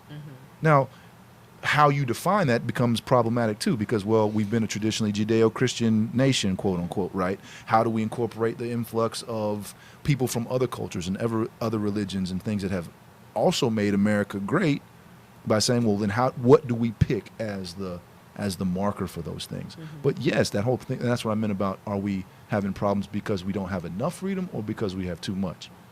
You saw kids, I look at Facebook now, them kids that I thought were having a great time, they had fruit roll-ups, they had individually wrapped Oreo cookies or whatever else. We not in the same amount of physical shape at this point, because I was like, well, we're going to have vegetables or we're going to have whatever else. It wasn't fun. So I feel you. Boom. Okay, so Do you have any more comments? yeah, I'm going. I thought there was a gun one in there. Okay, so yeah, it is. I'm a little. I know you like. Let me make just one little comment. Oh, please, Steve. Yes. You were saying, talking about if you don't have anything, basically, if you don't have anything good to say about the country, then just pack your shit and go. This is a dirty fucking country. I'll say that to anybody. I served my country. Sure. I've seen some of the shit that we do. But here at home, we're dirty as shit. And I think when I look at ladies like that, who are in my eyes, disruptors, like, yeah, let them do what they gotta do. Hell, you may want them to go somewhere, but I'm telling you what, they're here for a reason. I'm glad they're disrupting shit. So I just wanted to make that comment. Sure. And I'm not opposed to, I think there's a great dynamic in America that allows for disruption to bring good things. Like you look at a lot of the businesses right now that are killing it, right? Uber, it's completely disrupted the industry, right? I think that what you're being disruptive with has to be taken in consideration too. And I think that could just be differing on how you stand in terms of political views or whatever else. But Steve, would you say that, like, not to loop you in too much here, but having served your country, whatever, was you say that America, even being a dirty country and being that we do have a whole lot of problems, would you want to be somewhere else? Or would you want to see us as a country be completely, I don't know, reformatted, return to factory settings? Somebody's trying to do that right now. Somebody is trying to return us back to some type of setting. I mean, I still think that we're probably one of the greatest countries in the world. Well, Okay. I wouldn't say that we're the greatest. There's a lot of great countries in this world. I wouldn't want to go if I had to go someplace else, sure, I'd go somewhere. I'd go to fucking Jamaica, I'd go to Denmark, I'd go wherever. But no, I mean, I'd rather stay here and work the things out to make this country the way that it should Exactly. be. And that was the point I'm trying to make. If Yeah. you're coming in here and the things that you're saying are divisive to that end, yes, we need, you going through rehab, you got to go through some stuff, but you're still with the aim of bringing that to a whole state, Yeah. a state of well and not just better, as opposed to just criticizing it for the sake of Well, no, that's disruption. Right. That's Gotcha. Question Yes, from ma'am. the audience. Okay. Guns. With the recent shootings spanning a 13-hour time frame a week ago, many politicians have been using the resulting fear and uncertainty stemming from mass shootings as political capital. What is your stance regarding the Second Amendment? Ooh. You know you was running for I've office, been waiting did you? waiting for a track to explode on. For me, when it comes to guns, I think this is one of the things that it almost is like. So, in London they're banning knives. No, I did not know that. Knives. They are some of the strictest gun control. When I was in Italy, if you didn't have like documentation, ability to prove that the firearm that you owned was like an heirloom or was specifically for hunting, you don't own one. Which means you have two dynamics that have weapons in those countries. You have police, military, and you have the criminal element, right? Because by definition, if I'm a criminal, I'm not subscribing to whatever law it is. That's why I'm breaking. That's why I'm a criminal. So when you talk about the Second Amendment, there's so many ways to go with things. People are like, well, looking at the assault rifle dynamic versus handguns. People don't have any idea, a lot of them, how guns actually function. They think because it looks like the one that's in the Rambo movie that it's the same as the one in the Rambo movie. That's not the case. The things that have been done with mass shootings, if you're going to tell me that any legislation would have stopped them, it's almost laughable to me, right? You see someone say, okay, well, is it legal for you to rob a bank? Is it legal for you to drive drunk? That's what makes you a lawbreaker, right? So if you're going to say from the Second Amendment, now I don't really get on board too much with the Second Amendment being this whole thing about stopping a tyrannical government and blah, blah, blah, blah, blah, blah, because I really don't think that my couple handguns that I might own or my shotgun or whatever else is going to do a whole lot against a tank. Sorry, right? But there is a dynamic if we look at the course of history to seeing that there's a lot of the disarmament of the populace, can't have guns, Germany, blah, blah, blah, blah, has led to, that's been a foundational point of other things that were bad coming into place. My main thing is like, I'm a law-abiding citizen. If you want to look me in my face and tell me that someone who has no violent history, no crime, no whatever else, blah, blah, blah, should not be able to own a tool. I do own a handgun. And what's crazy about that killing machine is that when I go home tonight, that thing hadn't been doing its job. It ain't killed nobody. It's been in its place, locked up, not doing nothing to nobody. So is it about guns or is it about checking thing? When I went to buy the handgun I own now, one of the changes in North Carolina law was that not only did I have to go to the sheriff's office and go through the background check, but then I also had to sign a waiver that allowed my mental health records to be checked. I'm all on board for that stuff to mitigate whatever else. But we have a lot of these shootings, the people that, yes, they purchased those guns legally, but there were also drastic, was it Parkland? Was that in Florida? The shooting where the police had been called how many times on that person? Is that about guns or is that about responsibility when it comes to that parent not reporting that their child they knew to be dangerous, right? So I think a lot of the conversation around guns is coming from people who, if you live in Myers Park or you live in a nice area and you're not really concerned about nobody coming in your house or whatever else, look at Chicago, right? Where you have gun crime and all this kind of stuff at an incredibly high level. You're telling me that as a law-abiding citizen, I should not have the right to own a firearm that could be, yes. If it wasn't about you, nobody needs protection, why do cops have them? Why are there armed details for celebrities or whatever else? If if it's just so safe that no person needs to have a gun whatsoever. So I am completely for the Second Amendment. I don't think that it should just be unregulated. I think it's interesting that fully automatic firearms have only been outlawed to the civilian population since I think maybe in the 80s, right? That's not a whole long period of time, and yet we have all these shootings now. Guns weren't regulated anyway near where they were in the 60s, and people grew up with that stuff, and yet we have all this stuff going on now. Is that more about our culture? Is that more about the social media and the media coverage of these things? It makes the mental health of exactly. the We've got population. more than just saying if London's going to outlaw knives because the gun thing is already been outlawed, or you're not able to own one. The people resorting to other ways of committing violence. And please hear me very clearly that I'm not saying just because you can't stop all evil or you can't stop all bad things from happening that you should not take measures to stop it, right? Well, can't stop people from killing each other, so, whatever. Everything becomes The Purge, the movie where, all crime is legal. But when you are handicapping people's right to own a gun for whatever reason they have, simply because other people have misused that, I don't think that's right whatsoever. Period. Point blank. I'm completely for the Second Amendment. I think the civilian should be able to own a firearm. I don't think you need to have an AK-47 that's fully automatic. But if it's a semi-automatic rifle that fires one bullet per one shot, there's plenty of other hunting rifles that don't look scary, that function in the exact same manner. So I love that one. I'm very much on the. What was that? What was that, Steve? Did you say you don't need that shit? No, I don't need this. Don't need. ARs, any of those style weapons, assault weapons. So, would you be okay with handguns? With what? With handguns, Yeah.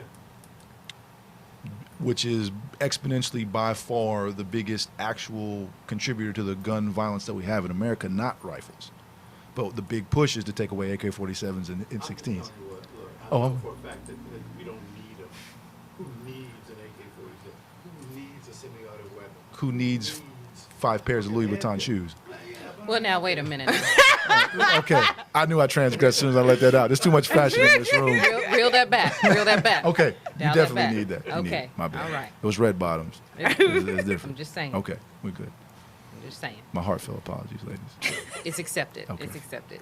Do we have any more questions from our lovely audience? No, just a No? comment from Jason Martin who said, "Settle in. I've seen this guy talk for a minute." Nice. So, My guy. yeah. Grew up with him. Word. So we appreciate you watching. Jason, I appreciate you blocking my shot in my face. That's why my nose looks funny. No. This has been so good. This has been excellent, So tell us, I know that you have a burgeoning podcast that's happening. The name is still under construction, but, I believe it is somewhere in the genre of being biracial and your unique viewpoint across a span of different things. Can you tell us more about that or your idea for your podcast? So the idea really got jumped off. I don't know if you remember, guys, not too long ago, there was a movie that came out called Loving. That was about the Loving versus Virginia movie where it was basically the landmark Supreme Court case that that made it basically legal for my parents to actually be married, right? The black and white people could get married. And I saw a video where they were interviewing these couples that were probably my parents' age, maybe a little bit younger. They were all biracial. There were some white guys with black women. There was, the whole gamut there. And my idea for a podcast is I've become in the last couple years even more. I've always loved stories. Love stories. I'll watch The Notebook just like I'll watch Gladiator. It's great to kind of get lost in that dynamic, right? And the stories that these people were telling shows that there's being half, 0.5, African American, whatever else. The same thing applies to most stories. There's two sides to it, right? So just like the different things that we've talked about tonight, and I can tell on some of the faces, you can see the little veins start popping on somebody, right? Well, because you're half of the story. Yeah, exactly. But it's true though, right? We don't know, and are we open? I hope that the things that I've said tonight are taken with the spirit intended. That I don't, propose to know everything. I do think that there's a huge element of personal responsibility to the actions that we take, and I really want to hear people's opinions. That's why I loved hearing the questions, especially the ones that I would disagree with, because to my point about Makia and some of the other people that have been influences on my life, even with Steve's interjections, right? I may not agree with that, but there's something that you can learn. Maybe somebody heard something tonight that was, I didn't really think of it that way. Maybe not. I'm not going to shout you over to my side of the river. I'm not going to change your mind because something I yelled out, But at the same time, I'd like to have something where bring your 0.5, bring your half to the table, and let's talk about the issues. And they can be everything from relationships and political things to just, social events, current events that have ramifications for how we go about our daily lives. So, I like it. in a Word. very Well, I big think nutshell. you'll definitely have an audience. I hope so. Yeah. I mean, you've been dropping some nuggets. You know, Yeah, you might not have quite changed my mind, Right, but right. you Oh. at least I'm like, I'm like, what you say? Hold up. I listened. We do appreciate that. Appreciate your perspective, because that's how we learn. If the world was just consisting of people who all held the same opinion, and it would just be like some old fucked up groupthink type of situation where nobody's really pouring in. Yeah, Right. Yeah, Oh, I yeah. think that. Did you have another question? Huh? Or no? Oh, okay. I just saw you hit the thing. Oh, I didn't get was just kind of. I mean, we had a whole We hit a whole lot today. grab Word. bag of topics. Yeah. Should we needed to resort to them, but I Ooh. believe that we We've been at it. talking. Yes, But we have. let's end on a lighter note. Well, then, You know what I'm saying? Let's here see we what go. we got. Okay, yeah. I If like you were that. home on a rainy Sunday afternoon, what Ooh. movie would you be watching?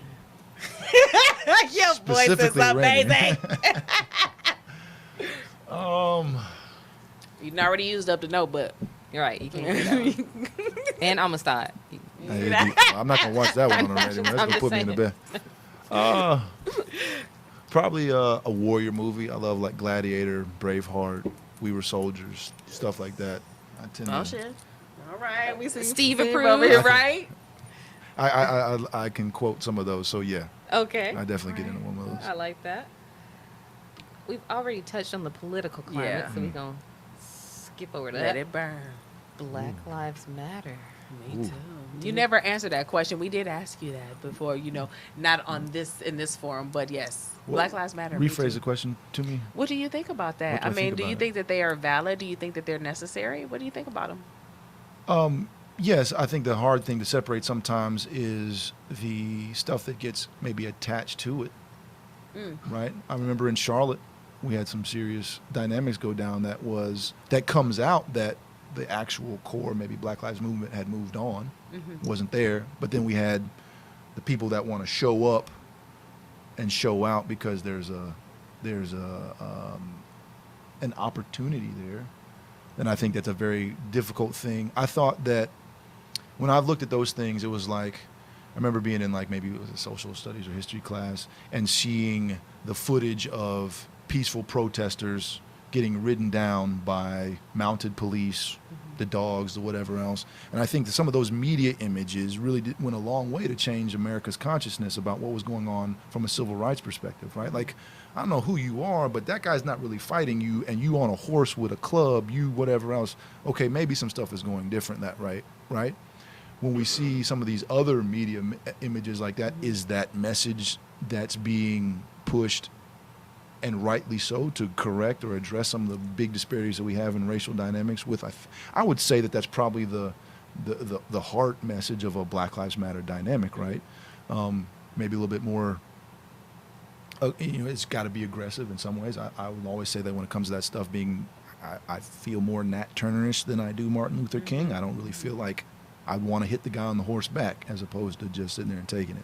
So I think if we're looking at the core message, I think it's vital. I think it's important. I think it's something that really, if nothing else, gets the dialogue started, boy. When you start hearing like, well, all lives matter. Well, that's not what we're talking about.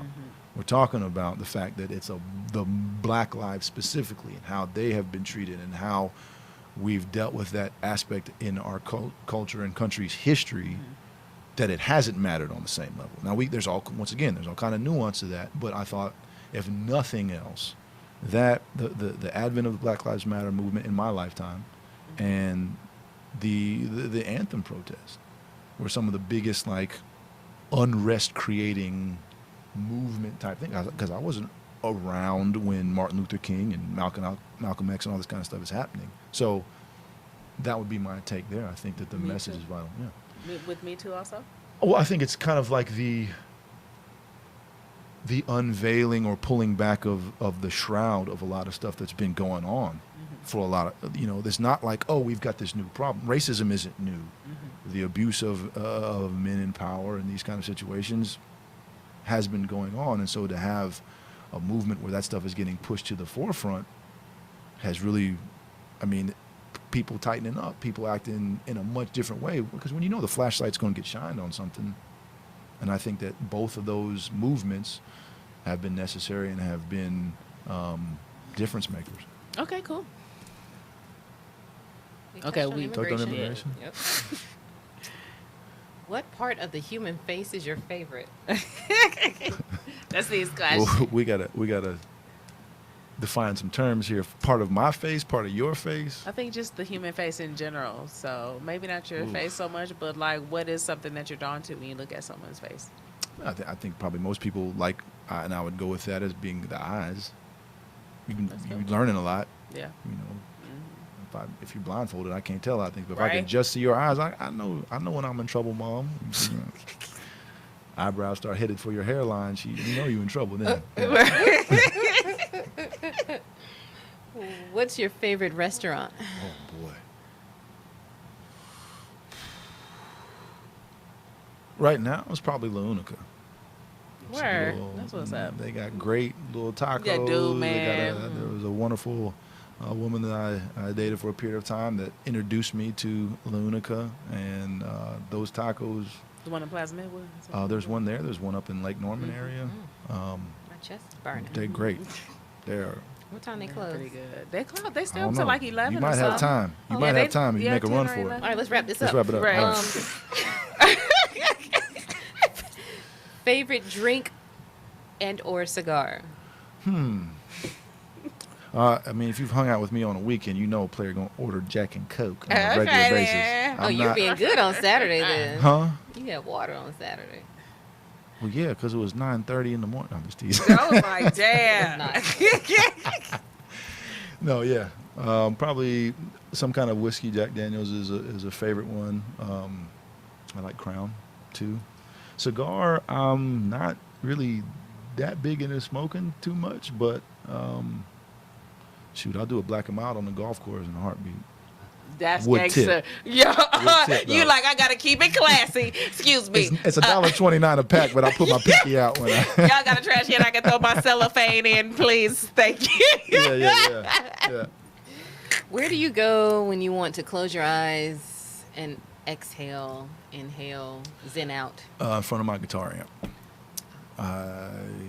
I'm a big blues rock fan, and it's a very cathartic thing.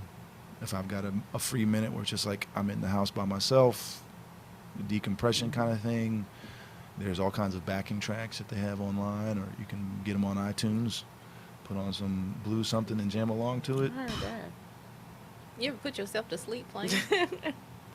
No, I hope I'm not that bad. We might be that good. I was gonna Oh, say, well, it's ooh, just well, The I'm just- glass I'm is just- half full. God damn, I'm good. Boy, I'm good. I was out for 20 minutes. Guitar's broken on the ground and dropped it past that. I mean, Yeah. That's definitely the Word. spot. Word. Okay, what's something you've tried that you'll never ever try again? That's loaded. Dirty martini. Interesting. really? You don't like olive juice? I felt like I was drinking. My brothers love to go fish, and they'll get a cooler that they fill with the lake water because they'll be out there on the decks. Shout out to Nathan and Keenan, y'all doing the work as they call it on the docks. They'll go out to this lake house of a friend of ours and be out there all day. That water that they put the fish in to keep them kind of like Stop fresh, it. whatever else. That's what a dirty time. I almost threw up. I'm never putting it. Never gonna happen again. I don't know what if it's the olive. It just tasted like water that a It tasted like fish a from stroke. Lake Tillery had Yeah. been in It tasted like for an a extended stroke. period of time. It's terrible. Travel or favorite place to visit? Where you going? I'd love to go back to Italy if I have another chance. I think that there's an element of. I remember being in college, and the last semester I didn't have any classes. I don't have individual workouts. I don't have anything to do. I remember thinking, I took 22 class hours. I remember thinking I got all day. Being in Italy was the same kind of thing where like you were playing, you have practice, you whatever else. That I didn't really enjoy it the same way. I think going back, being able to speak a little Italian, being able to like kind of just be there as a civilian, quote, passerby, as opposed to having the demands of the sport. I definitely like to go back to to Montegranaro or Montesanellino. Word. Yeah. Nice. Who or what is God? That's gonna be the last one, bro. I know. Well, you love to end on the punch ones. You know how we do. Sandwich wouldn't be a sandwich without the tangy Finger zip snap, of the finger DEUXLUXE snap. podcast. You know what I'm saying? That Miracle Whip. Hello. Like I mentioned before, wrestling with a lot of things when it comes to what I believe about belief. But I would say that to me, Jesus Christ is God.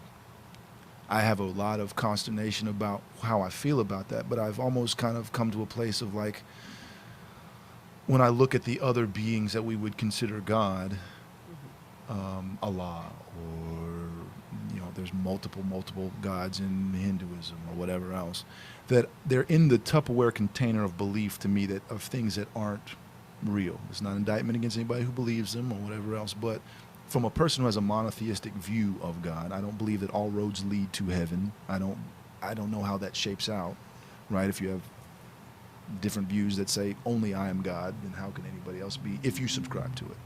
So for me, the wrestling point about that is how much of that is my own belief versus being raised that way, coming to see life through that lens. And then my mom used to tell me all the time, and keep in mind that it was not forced on anybody in that sense. Yes, you had to go to church, but that's like you live in this house, you're going to vacuum a floor. Then my mom used to say God doesn't have any grandchildren. Meaning that just because my parents believed that I'm kind of grandfathered into that way of whatever else, you need to make decisions about what you think for yourself. So as I stand now, that would be my take. Okay. Yeah. Appreciate that. Yes. Well, it's been real. It It's been has. real good. Man. You know, we. Well, I tell you what, I've been excited for days about being on this podcast. Very thankful to have met Steve. Love what's going on with Square Media. I think it's definitely been my entire viewing for the last bit of time. Has We been appreciate you. all of that. We So getting to hang out with appreciate y'all. you. I mean, because we can't do it without viewers like you, but also contributing. Why are you laughing, Steve? Yo, man, and I got another comment, a closing comment. Uh-oh. Look at you. Whew. Listen, people listening. How many people are You got paying something to attention? say. I You don't know what I'm saying? Okay. Well, this is the person who has asked you a question or two. One of the people. Okay. And that is, I'd like to say thanks for answering my questions. When I run for president in 2035, you certainly need to be in the cabinet, if not on the ticket itself. Blacks, Jack Daniels, or Crown, you're a stand-up guy in my eyes. Ooh. Look at you. Make a player turn red. I'm glad I got a beard. to keep You it can- over you the top. got a brown. You know the light skin, we can't really can't hide too well. Yeah, I'm trying to Go ahead and show how light-skinned lions roar.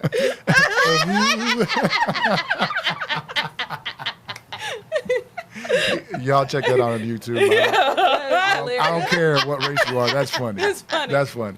Funny. Oh my God. Well, all right, we're Yeah. gonna go ahead and land the plane. Yeah. I've been at 30,000 for a minute. mean, now. yeah, we have, Seats in but an it- upright position, but please. yeah. Yeah. It's been So, real fulfilling though, but Coming up Wednesday, we got oh, good you're Lord, dropping. Unapologetically Black with Lawana Mayfield. that's a mouthful. That's on Wednesday at 7 p.m. And That's all of. That's it. That's it. That's That's it. it. That's the Square Media Network. We got the project popping with Steve Rutherford, Unapologetically Black, Lawana Mayfield, of course.